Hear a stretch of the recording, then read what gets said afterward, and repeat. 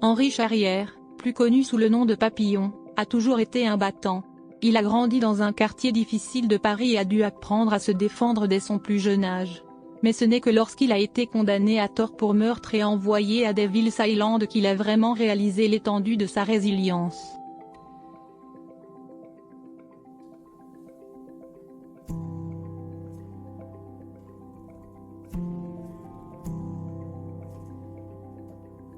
Pendant des années, Papillon s'est battu pour sa liberté, endurant les conditions brutales de la prison et le dur traitement des gardiens.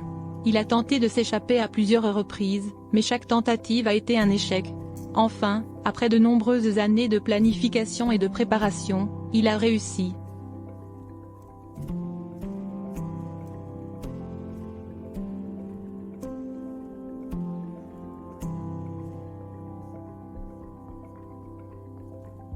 L'évasion de Papillon de Devil's Island était légendaire.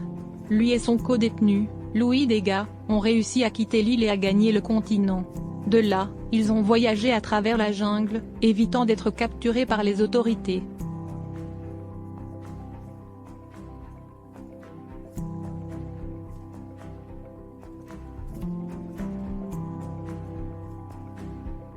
Mais même après son évasion, Papillon savait qu'il ne pourrait jamais vraiment être libre. C'était un homme recherché et les autorités étaient toujours sur sa piste. Lui et Degas se sont rendus au Venezuela, où ils ont essayé de commencer une nouvelle vie.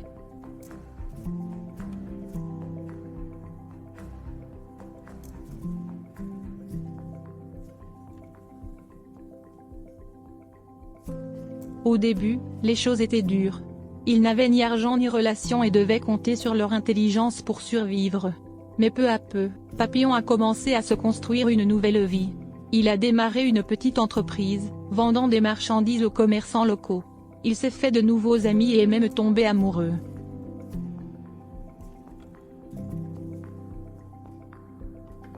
Pendant un moment, il a semblé que Papillon avait enfin trouvé la paix et la liberté qu'il recherchait.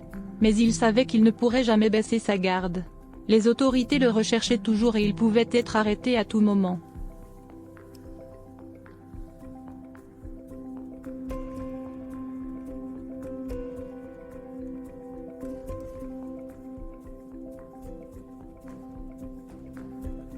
Un jour, lors d'un voyage de routine au marché, Papillon a été reconnu par un ancien garde de Devil's Island. L'homme a tenté de l'appréhender, mais Papillon a réussi à le repousser et à s'échapper.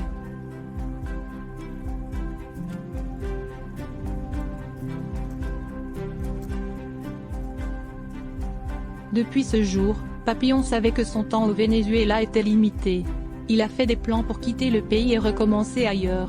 Mais il ne pouvait s'empêcher de penser qu'il ne serait jamais vraiment libre, que l'ombre de son passé le suivrait toujours.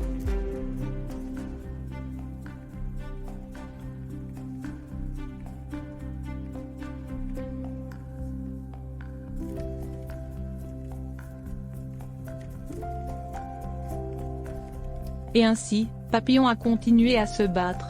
Il s'est battu pour sa survie, pour sa liberté et pour son droit de vivre sa vie selon ses propres conditions. Il n'a jamais oublié les leçons qu'il a apprises sur l'île du diable, et il a emporté ces leçons avec lui partout où il allait. Il savait qu'il serait toujours un combattant, mais il savait aussi qu'il n'abandonnerait jamais.